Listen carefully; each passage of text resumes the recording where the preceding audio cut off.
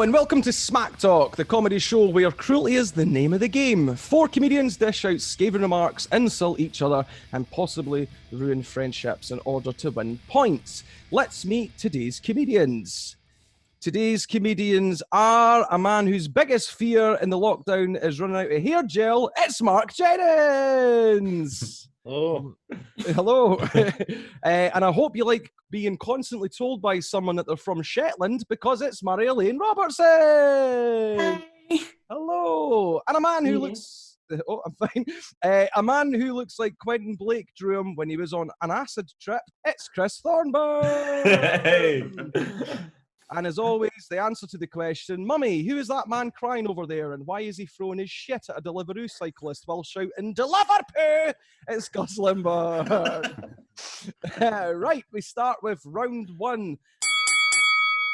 Round one is the appearance round, and we start our appearance round with Marc Jennings. Marc is known in comedy for his striking hairdo. Hairdo, more like hair don't bother me. Well... That's you put in your place, Jennings. So, comedians, please complete this sentence. I'm not saying the only thing interesting about Marc is his hair, but, okay, so we start with Marjolein. Marjolein? I'm not saying the only thing interesting about Marc is his hair, because to be honest, I've never really seen it, because Marc has actually got one of those voices that's so nasal, like it affects my vision. Like you can when you're sitting on a bus and you're hungover and tired, so you rest your head on the bus window and it starts juddering, so your whole vision's like every time I see Marc and he speaks to me, I've never known what he looks like, but I'm sure he has lovely curly hair. That was a nice punchy one there. Next up, next up we have Chris. Chris? I'm not saying the only thing interesting about Marc is his hair, but my hair called and said, all right, tone it down. And finally, Gus Lymburn. Oh, I'm not saying the only thing interesting about Marc is his hair, but he's so reliant on his hair for personality that if Marc got cancer, he'd be more worried about the chemotherapy than he would the cancer itself. I'm going to be honest, I wasn't sure about that one. Like, if Marc got alopecia, it would fuck his personality harder than this pandemic's fucked Monkey Barrel's ticket sales. Gee whiz. Well, Marc, we go over to you to pick the best one there. Who do you think had the best line? I've got to say 3 great answers there, but I've got to give it to Gus. That was it's accurate. It's accurate. He's bang on. I felt bad, Marc. I genuinely felt bad because, as you can see, I'm a bit of a quiff merchant myself. Quiff merchant. Wait, let quiff merchant edit that out. That's your Grindr profile name, isn't it? Here comes the quiff merchant. Oh, right. Next, we move on to Marjolein. Marjoleин's accent sounds like someone taking the piss out of a Scottish accent. Do you know if Marjolein and Marc did like a viral video together, it would be called "If a Hing About Hings Like Shetland Was Scottish Hing." That joke was so good, I don't even know what you said. Try and watch the video, it'd just be a big blur. So, to the others, Marjolein's accent is so Scottish that, okay, so we start with Chris this time. Marjoleин's accent is so Scottish. Whenever I can't understand what she said, which is a lot, I just assume she told me to get out her swamp. That's a horrible thing to call her vagina, Chris. It's warm and moist. And bubbling. Too far. Again, I fucked it. I love how you thought that was worse than your cancer line. Oh, I've said bubbling. Oh, no. Gussie Wussy, we move on to you next. Yeah, well, so I don't even think Marjolein sounds Scottish. I think it's so Scottish, it's not Scottish. It sounds like Russian backwards. Do you know what I mean? It just sounds like somebody's got drunk and is found in a gutter. I think Marjoleин's accent sounds so caustically Scottish that even Ted Bundy would have gone, do you know what? Just carry on. On you go. Weirdly, Marjoleine's name backwards would actually be Nilogram, which is actually my grinder name. So there you go. I knew that wasn't funny on the way out in my mouth there, but I just committed. That goes to show you shouldn't have a drink before hosting the show. Coming from you, Gus, that is rich. So finally we go to Mark. Mark. Marjolein's accent is so Scottish that English people have forced her to live as far away from them as possible. Lovely stuff. Marjolein, pick the best joke there, please. I like the one when Chris was inside of me, so I'm going with that one. Next up is Chris Thorburn. Weird-looking guy. Chris has the head of a 30-year-old man and the body of a 12-year-old girl in the boot of his car. Comments. Saying Chris's head is too big for his body is like saying what? Gus, we start with you. Okay, saying Chris's head is too big for his body is a little like saying Carol Baskin would be a slightly worrying Tinder match. Oh. Next up, Mark. Saying Chris's head is too big for his body is like saying the Empire State Building is too big for your arsehole. But not big enough for Marjoleine's swamp. I tried, it was great. It's the only reason I went to New York. Marjolein, it's your shot. Oh, right, okay. So, hey, saying Chris's head is too big for his body is like saying it's wrong when you see the cross between a walrus, a bearded walrus with the body of a snake. I just described what Chris looks like, you know? So, Chris, who do you think deserves a point there? I'm going to have to give it to Marjolein. That's an image that's going to haunt me. Right, next up it is Gus Lymburn. Seeing this round, we always have a go basically how like rough Gus looks. But to be completely honest, I've just ran out of jokes. Right, so Gus, you look like a big bag of shite. Right, that's what it is. You're just a big fucking bag of shite, mate. Right, that's the joke. Okay, well, thanks very much. A big sack of cack, mate. That's you. So for the other comedians, you know Gus has fallen on tough times when. Mark, we start with you. You know Gus has fallen on tough times when he seems to have attached a crack pipe to his headphones.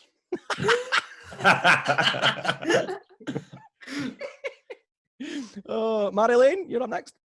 Oh, right. Okay, so I actually didn't write this one because I forgot who Gus is. But I'll give it a go right now. So, UK Gus has fallen on tough times when he shaves the sides of his head badly, but everyone's too worried about his own mental state of mind to make fun of it. I think it's a good job, that. That's a good lockdown, good, do that. How's the back of it, though? You said the back. Terrible. That's why I'm not going to face anywhere but forwards. That sounded quite optimistic, doesn't it? Right, now we move on lastly to Chris. You know Gus has fallen on hard times when after this he can start beginning his club sets with, now I know what you're thinking, Gus Lymburns let himself go. And they'll all be like, who's Gus Lymburn? Yeah. Let's be Marjolein. Joe, there's no points for you, Joe. Just let it sit where it is. I'm so lonely though, man. This is my only thing I look to get out of bed for every week. So, Gus, who do you reckon wins the point there? I'm going to give it to Chris, because if I'm honest, I can't remember what the earlier people said. Okay. I'll take the blame for that one. It's the last thing in my memory. It's not a fucking memory game. I don't give a shit. Okay, we've got a little bonus question at the end of that round, and this question is about Marc Jennings. Mark is colourblind, and we just basically want to ask the other comics, what percentage of the UK is colourblind? And the closest to that percentage gets a point. Okay, so we'll start with Marjolein. What percentage do you think of the UK is colourblind? we have no idea what other people see from their eyes. So for all we know, everyone's colorblind. Just an answer, not a So- philosophical statement, please. 16%. 16%. Okay, Gus, what do you reckon? Guess something. I think that's kind of in and about the region. Let's go with. I'm going to go with 8%. 8%. And finally, Chris, what do you reckon? Let's go with 12. 12%. 12%. It is actually 4.5%. So there you go. So that means Gus gets a wee extra bonus point there. Well done, Gus. Bonus point. Cheers. There we go. Mark, you are special. There you go. Okay, now we move on to round 2. And round 2 is called the Rule of 3. In this round, we ask the comedians for 3 answers to the question we ask. So we're going to start this one off with Marjolein. Marjolein used to be extremely religious. Christ, I thought she was unbearable now, but there you go. Comedians, what 3 things caused Marjolein to lose her faith? Chris, we start with you, pal.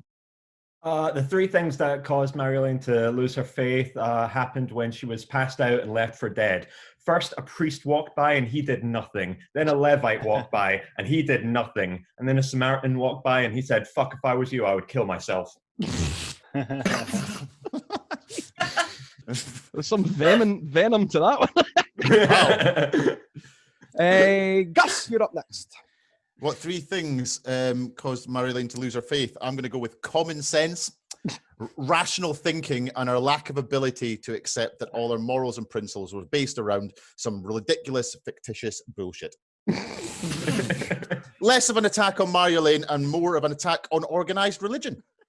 I think we just get the points to you there, mate. Then. Mark, we finally come to you. What 3 things do you think caused Marjolein to lose her faith? The 3 things that caused Marjolein to lose her faith were her father, his son, and the holy spit roast.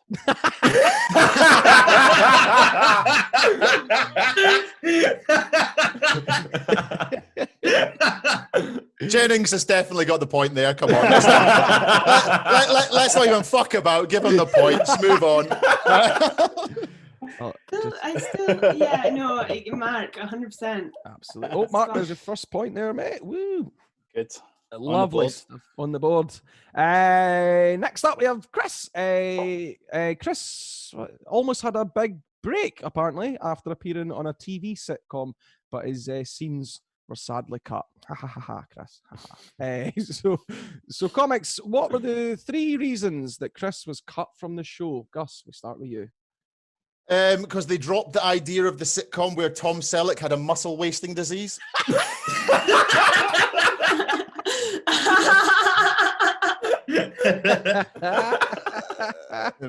Because maybe they couldn't get past Ofcom with the idea of Kevin, the creepy paedophile next door. Or because Ned Flanders is already in a sitcom. Mark, we move on to you. Chris was cut from the show because his moustache was too over the top, even for Mrs. Brown's boys.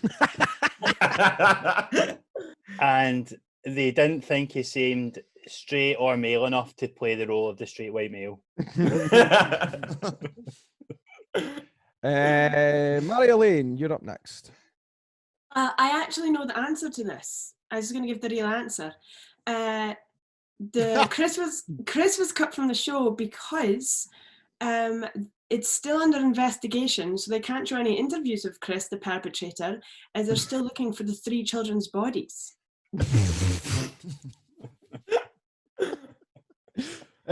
Chris, who do you think wins the point there? I'm going to have to give it to Gus because that was less incriminating. Because my answer was fictional.